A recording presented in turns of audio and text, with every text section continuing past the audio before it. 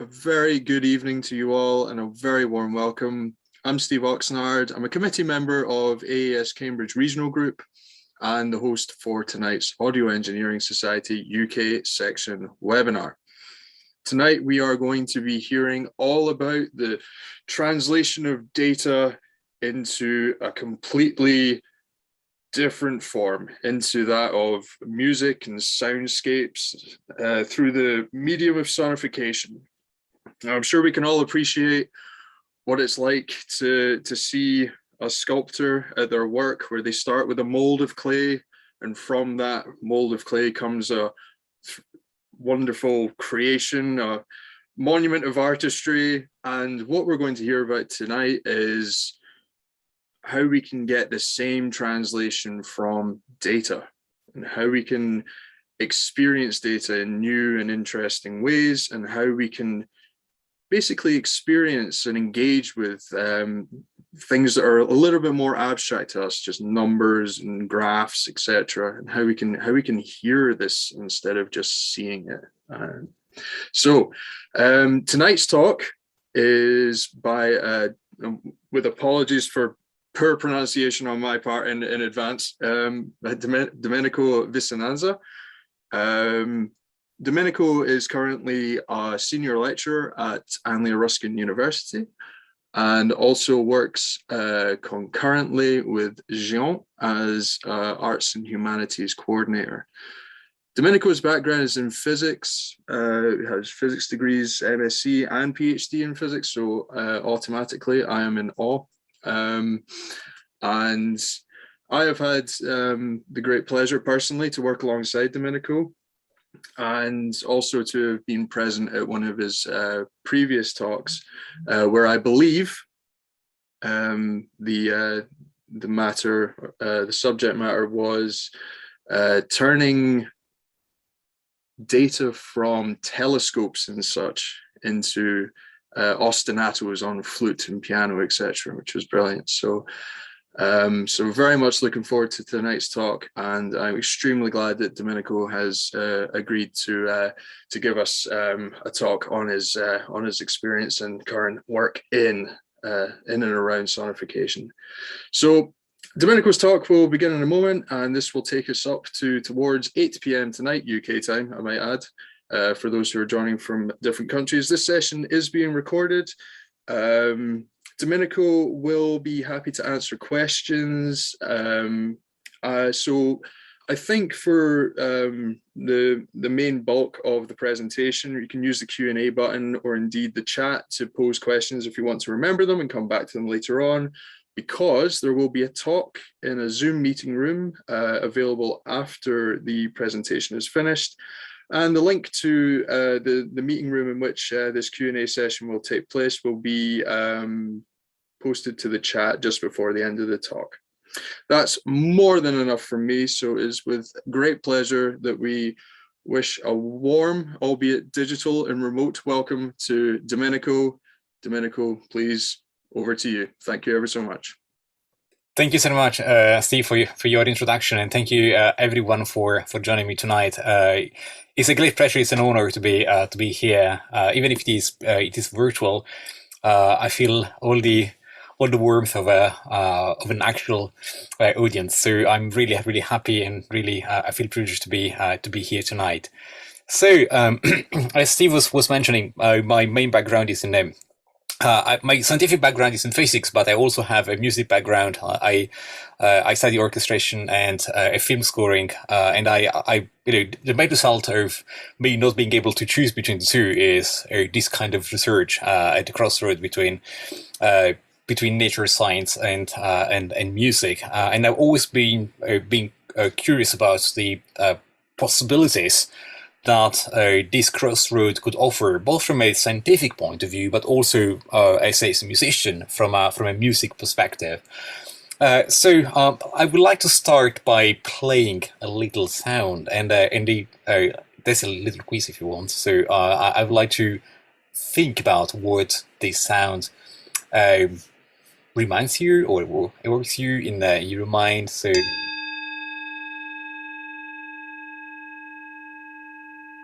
where does your mind go geographically.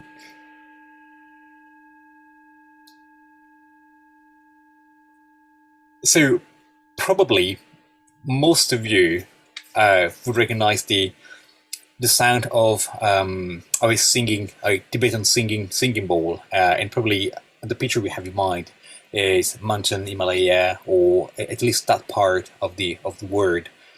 And the instrument is this one. So it's a bowl that that makes sound because it's constantly excited through the along the rim, and can either be just hit briefly like the sound we have heard, but also can actually sing by creating a continuous excitation around rim. And interestingly, when I started talking about acoustics and sound production in one of the talks at CERN in Geneva, we're talking about round things that could have excitation going around the border, and the comment was, well, we actually have things like that. We have that. It's not exactly a singing bowl. It's something much bit larger than that, bigger than that. And well,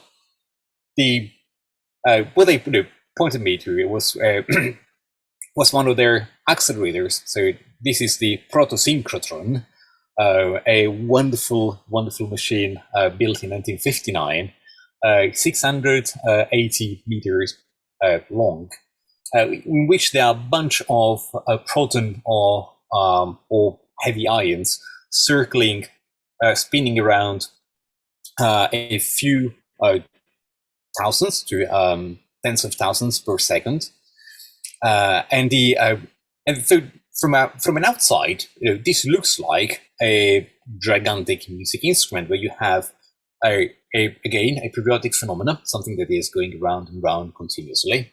We have this bunch of particles that are constantly being injected into the machine, and when they are fast enough, they leave the accelerator to go into an even bigger one, called the super proto-synchrotron, and then finally into the LHC, where they smash together, and physicists are looking at the new matter being created.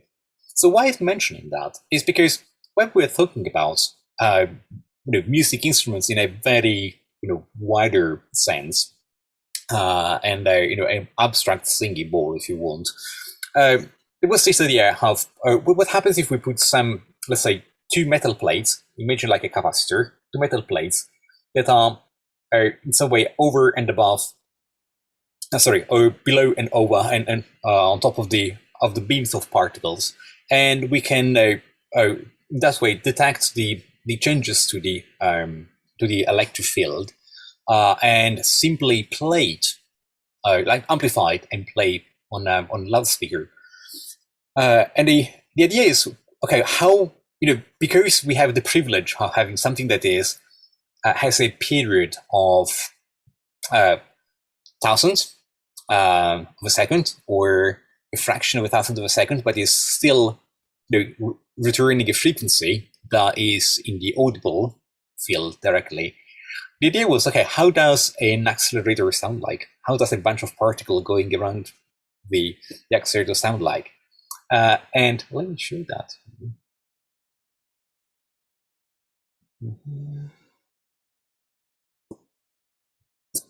Ooh.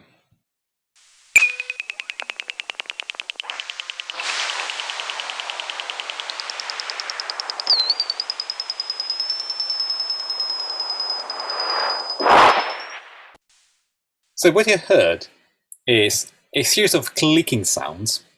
This is a spectrogram, what we listen to. The clicking sounds were the bunch of particles that were traveling in groups around the circle, and then the changes we heard were the actual extraction of these particles and the process of going from this accelerator to the next one. So we can actually describe from a sonic perspective the entire journey of the particles with the sound, and we can look at the spectrogram. And actually, there are people, and now they are using this as a way to detect the quality, like to assess the quality of a bunch of particles being accelerated, being prepared for the next stage just by using that. So so the bottom line is sound carries information about its source in a really, not just in an efficient way, but also in a very special way, in a way that I couldn't find anything that is so equivalently so meaningful, so significant. If I play something like this, you know exactly what that is. It's like a crystal, like a glass being hit by a knife. You know exactly what it is. You know how complex the system is, or how simple it is. And for that reason, sound can help us analyze and decode complexity. So, and this actually, that happens because of the complexity and the wonderfully intricate and wonderfully made audio system that we have. I will not go, of course, in the detail, because I'm talking to people who know very well what how the ear works. But I just wanted to point you to a couple of things that are quite fascinating from at least from an engineering point of view. The impedance adapter that we have within the tympanic membrane and the internal and the stave here that are producing a 30 times amplification. We have a limiter here with the muscle, with the stapedius muscle here.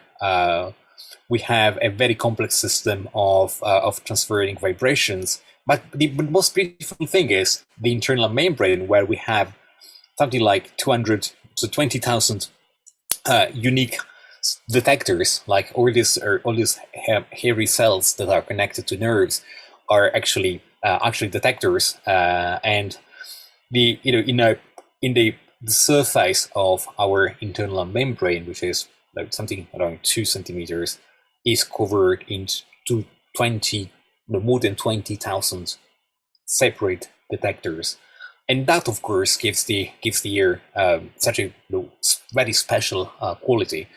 From the possibility of precisely identify the frequency by the position of the inner membrane, to the possibility of doing the spectral decoding in real time by looking at the regions of the ear that are excited, and of course our brain and our prefrontal cortex making sense of the complex set of signals coming into the brain.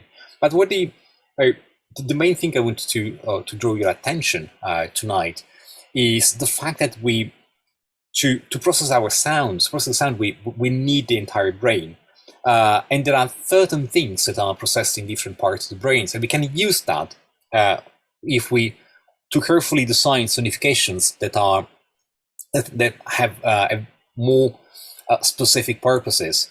So first of all, we have an unconscious response, a subtle response, that is not even, it is processed at such a fundamental level. It's in the brainstem. It doesn't even get to the actual brain. The hearing sense is the only sense we cannot switch off, even if you want. Even if we are sleeping, we can't really switch off hearing, and we are hardwired to recognize danger through the subtle response. A gunshot, a roar of an animal, a barking, or something that is incredibly we learn to associate with danger, makes us startle, or make us puts us on alert even before the brain recognizes what it is. And then we have the first more ancient part of the brain that is dedicated to the rhythm detection, which is wonderful because we can convey so much information just using rhythm. And this is something that we have in common with animals. Example, reverse parking. We're using just rhythm here to convey and information about the distance. And then, of course, today at higher level, we have melody recognition, and finally we have timbre, and we have the access to the frontal lobe and the prefrontal cortex that taps into the memory, into the experience, and makes sense of the sound. But it is wonderful how different parts of the brain are engaged at different levels. So we can actually design sonifications or some soundscapes in general that can make the most of the different parts of the brains separately or together. And one of the wonderful things about our hearing is how they are different from our eyes in the way they understand and understand patterns, and they spot differences. Our eyes scan over mistakes and over patterns, so they have to go through the space, while our ears perceive subtle changes in pitch, volumes, and rhythms through time, or if it is timbre, through the complex mix of signals that arrive at membrane at a given time. And of course, we can use this. The possibility of identifying immediately without having to scan or to look for patterns. Patterns are coming to us in some way with hearing, to do, of course, data analysis, and to analyze science and analyze nature around us from a different perspective. So how do we create sound, music from data? There are, of course, a lot of possible ways. Most of the ways that normally employed when we talk about sonifications are either the CERN one, like I take the data and I either pitch shift it or plug into an amplifier and listen to it.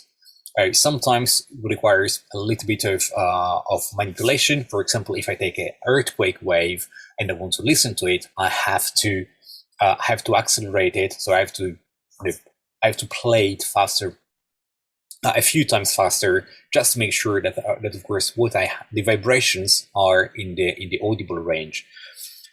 Today I'm going to talk about a couple of different things. So one different techniques. One is very simple, but I'll show you how effective it can be, just because it is so apparently so simple and innocent.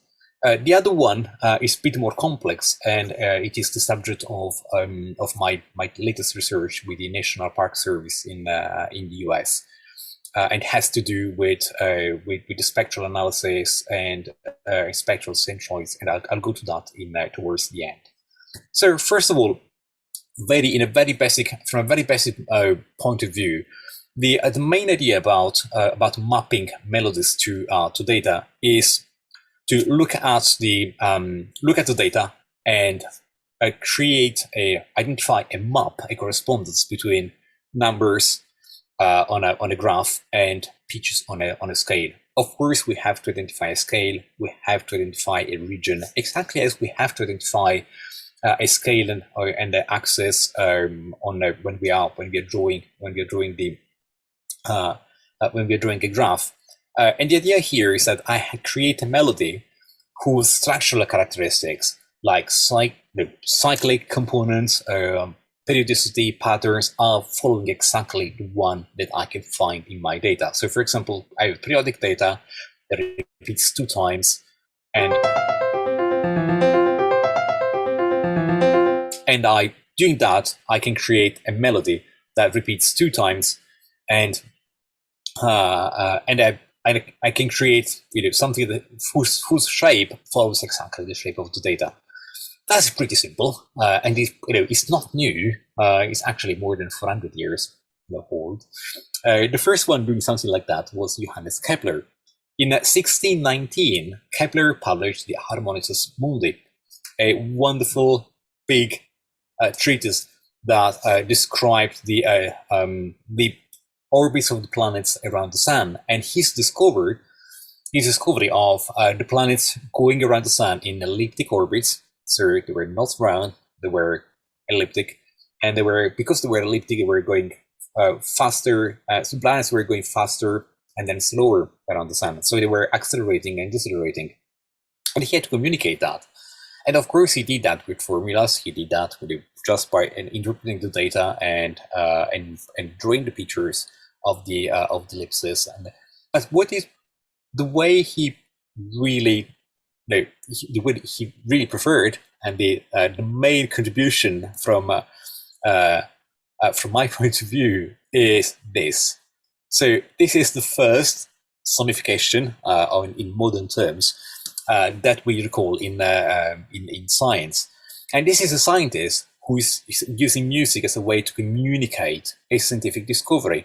This is not just an artistic interpretation. This is not just being inspired. What he did was mapping the velocity of the planet around the sun to the pitch of the melody. So what you can see here, for example, that Saturn, the first one, accelerates and then decelerates, same as Jupiter. Mars has a bit more exciting journey, accelerating a bit more, and then decelerating a bit again, so in quantity a bit more.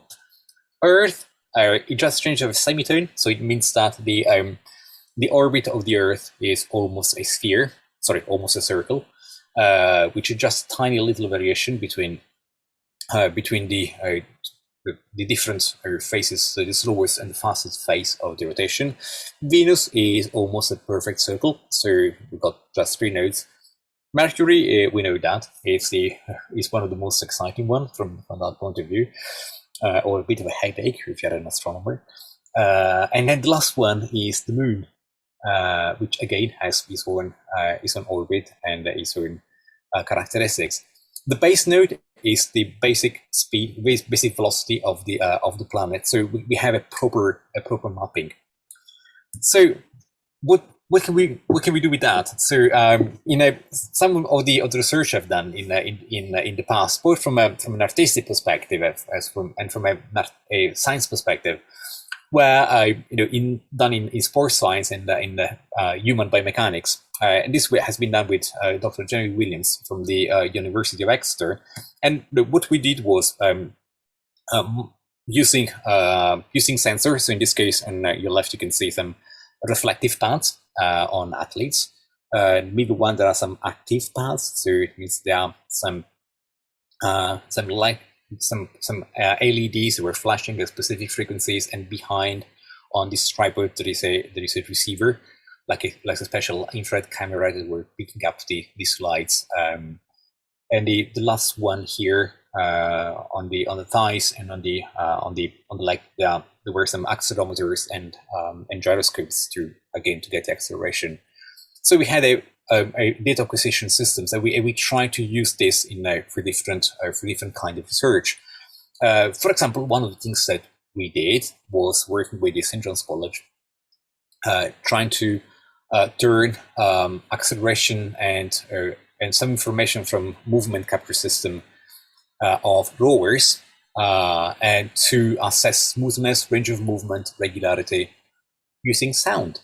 So the idea was, what are the characteristics of the movement that I need to take into account if I want to create sounds that are meaningful for the rower? So this is the result of the motion capturing system, as you can see. And we tried different things, of course, depending on what the athlete wanted to do. We tried very complex ones, like looking at angles, mapping angles. Looking at the shape of the sinusoid, well, this periodic curve that looks very much like a sinusoid. This was the green one is the hip, and the purple one is the torso. We look at phase relations and creating sounds to where the phase relations was mapped to the pitch. But one of the most appreciated ones was the simplest one. One of the simplest one that was mapping the actual velocity and the acceleration to a pitch to see essentially how smooth the changes were in the acceleration and the velocity. And an expert would have a very nice, very wide range of values, something like this, for example.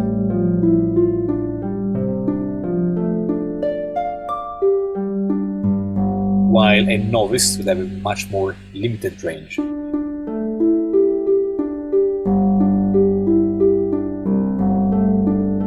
So it was very interesting to see like coaches of coxes and rowers discussing in terms of melody characteristics and how the ideal melody should be shaped and so on. So it was nice to see how music would add a different language to describe things that were normally addressed using different perspectives, using different terminology. And of course, we also had a little bit of fun. So this is the first duet for flute and the rowing machine.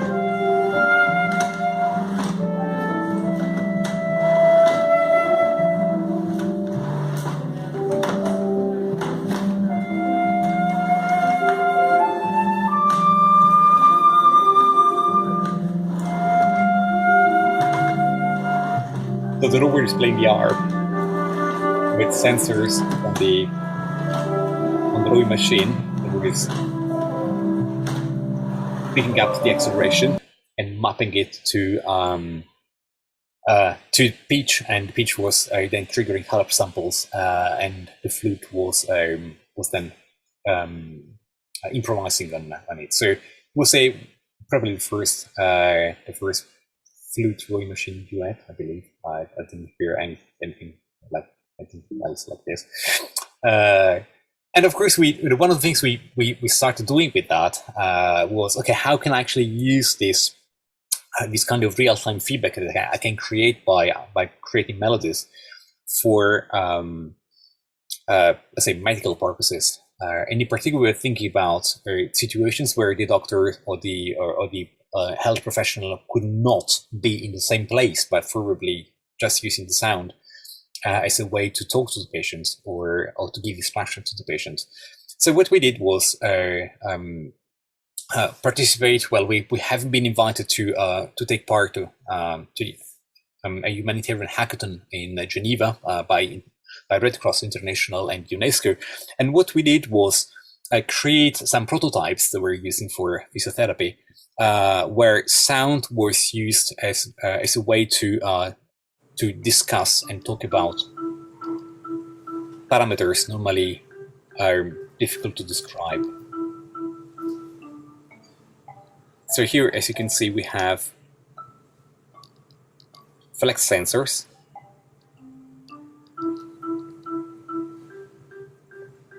controlling the pitch.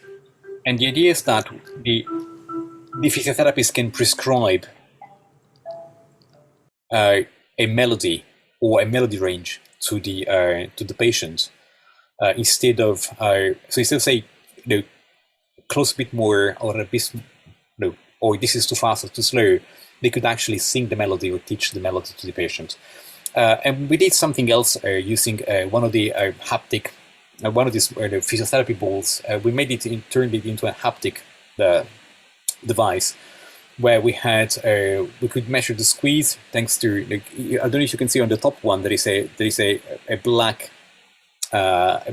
piece of wire that is an actual a smart material that changes the resistance with the stretch. So by squeezing the ball, that was stretching and was changing the resistance, and of course in that case it could change some characteristics of the sound, like the volume, for example. And we also put inside like one of the little vibration transducers, the one using in mobile phones, for example, to make it haptic. So when the patient was reaching the right angle, for example, that the physiotherapist prescribed, the device was actually giving a little vibration, and this is this device in action.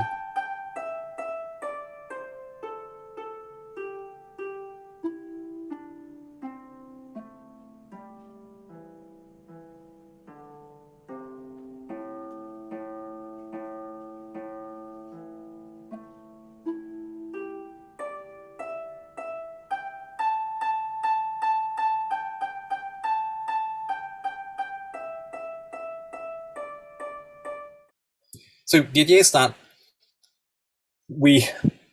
using these kind of devices, the conversation between the patients and the and the health professional was then possible in using terms that were a bit more familiar. Like, can you actually make it sound a little bit louder or softer, or can actually make it more? Can you reach higher notes or lower notes, or they can actually teach melody? Like, can you actually make this melody? So of course, you can change the instrument, you can change the music scale, you can make it more. You can contextualize that. You can make it more interesting, like by having that as a part of a bigger, let's say, ensemble. You can have patients playing together, like exercising together. You can have patients that can play on a background. That could give some written information, and that of course makes the whole therapy more interesting. But also from it will help from a psychological point of view. It will help by shifting the focus from the body to the music that the body creates. And we saw that had a very interesting positive effect on during rehabilitation, because it takes the mind off the body, but it focusing what the body can create. And also from a music therapy point of view, would allow people with disabilities to play music and could bridge the gap between thinking music and making music. So the final part, I just would like to explore with you something I'm currently doing, and that includes the Kepler-like sonification, but also something new that I'm experimenting. And this is something about geophysics and the possibility of listening to nature from a different point of view. And this has been done by thinking the starting point, if you want, was a place that, to me, is the perfect combination of art and science. So it's somewhere where you can find amazing science, but also something so incredible in terms of colors or rhythms going on, or and inspiration spaces, and that's Yellowstone. So Yellowstone is the oldest U.S. national park. It covers a surface of more than 2 million acres, and it is situated in the northwest, so between Wyoming, Montana, and Idaho, and it is home to an incredible fauna. So there's some animals that only live there. But probably the reason why it is known worldwide is because it is home to half of the geothermal features of the continent, and in particular, geysers or geysers. This is called Steamboat, which of them have a starting name.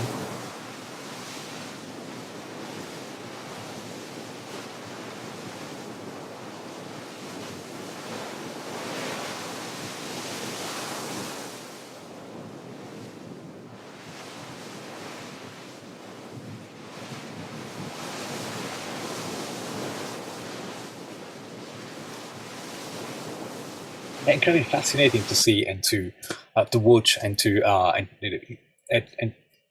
eruptions are so cool to witness. Probably the most famous one is called Old Faithful, and it is because it erupts almost precisely every 90 minutes or so, every hour and a half, and it's so precise that you can actually there are benches there. You can just sit there and wait when there is the next eruption.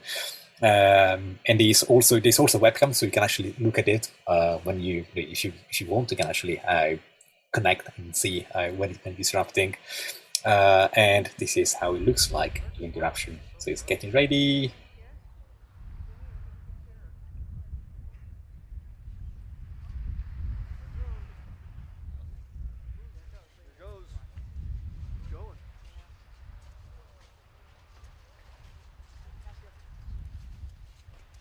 And then here it goes.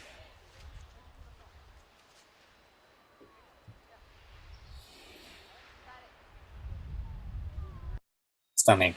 But if you go there, in addition to this magnificent phenomena that is the geyser eruption, there are so many other wonderful things that capture my my imagination when I was there. And one of them is called mudpot, and a mudpot is essentially bubbling mud.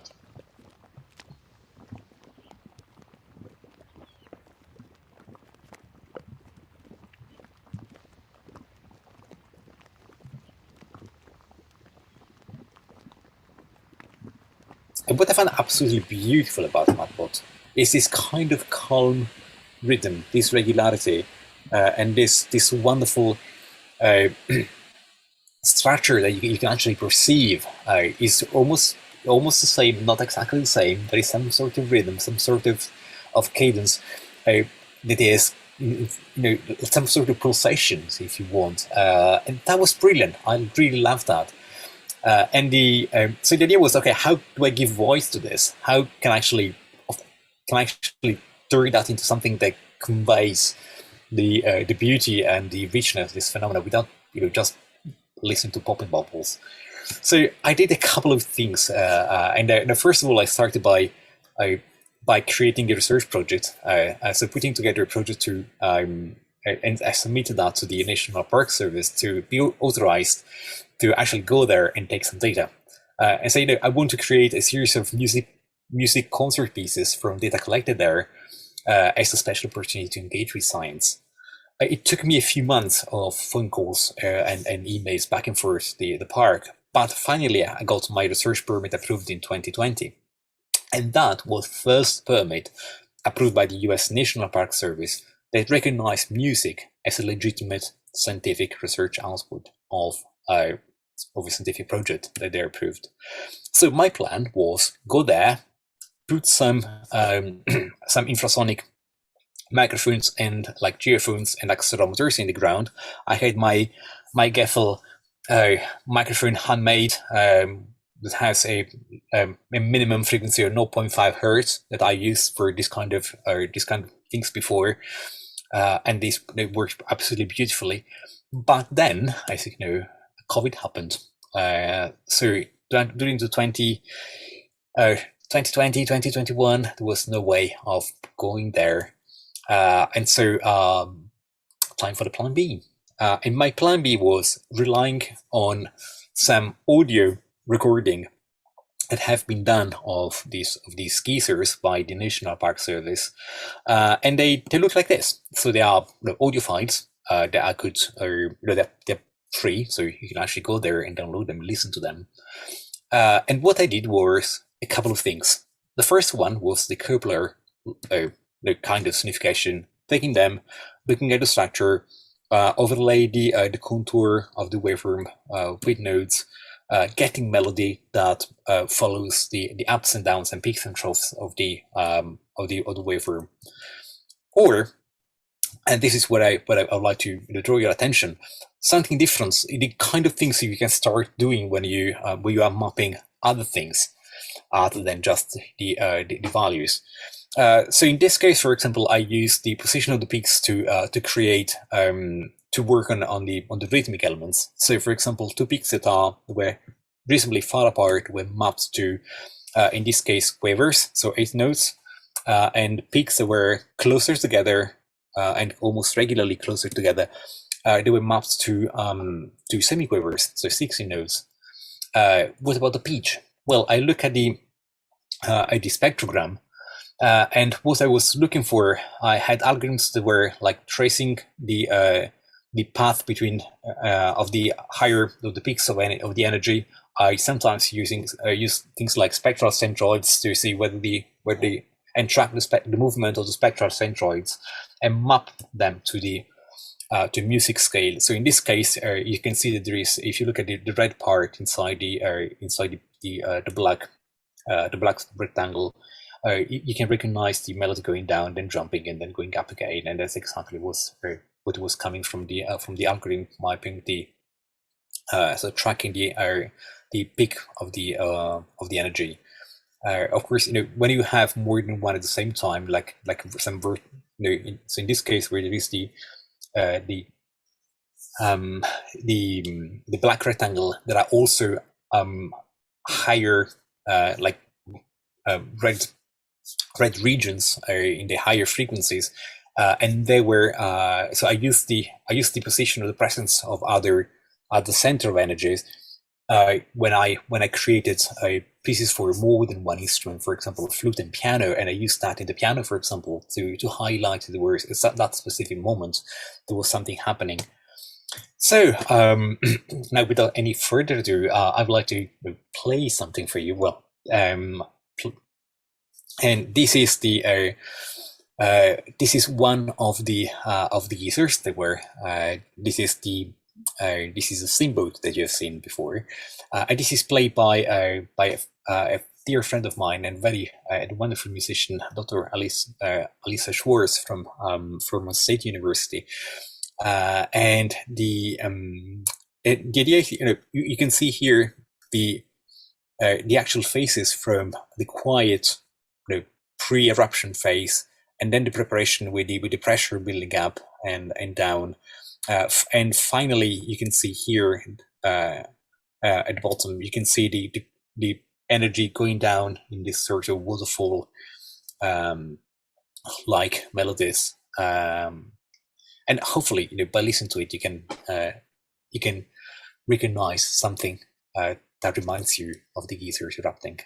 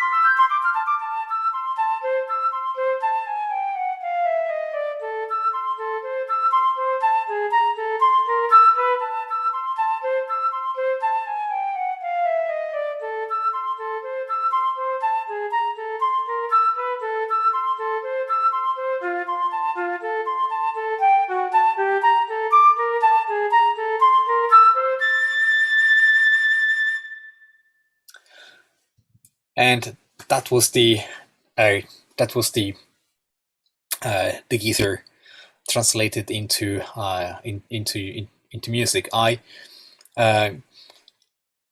course, if you look at the actual score, it looks very neat. It looks very almost too perfect to be credible. What I've done was looking at the pre-eruption, eruption, erupting phase, post-eruption phase, and I did my computation, and then what I've done, instead of modifying the melodies and making them fit to, I essentially done that on over a large scale, and then I've isolated and curated the result by just cutting and selecting and creating a narrative from the pieces that were sounding particularly nice. So it sounded nice together because it was, of course, it was curated because it's a concert piece. It was not a scientific sonification, but each note or each fragment was coming directly from the process that I described.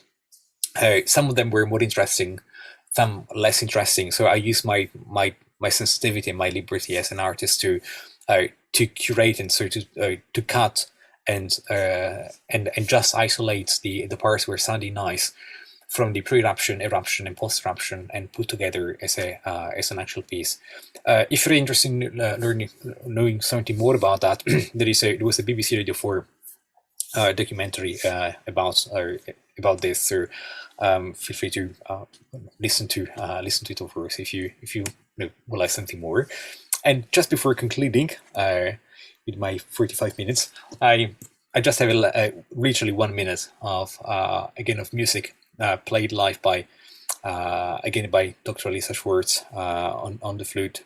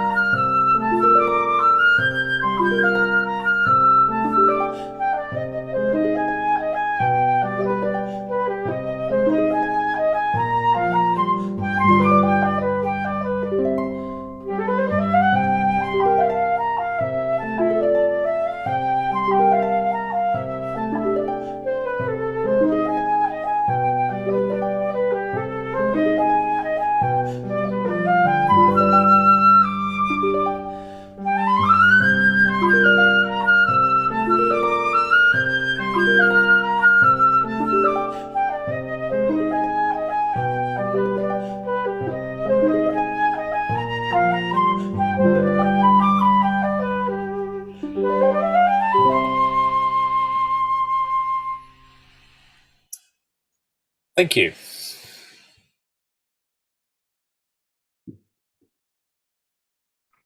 Domenico, thank you ever so much for that talk. That was absolutely fantastic. Oh, thank you. So I invite everyone to put their thanks into the chat if they feel so inclined. And a final thank you to Domenico. Fantastic. Oh, thank you so much for thank you for organizing, for inviting me. No, absolutely ideal. Thank you ever so much. All right, we'll catch up soon. Thank you. Okay.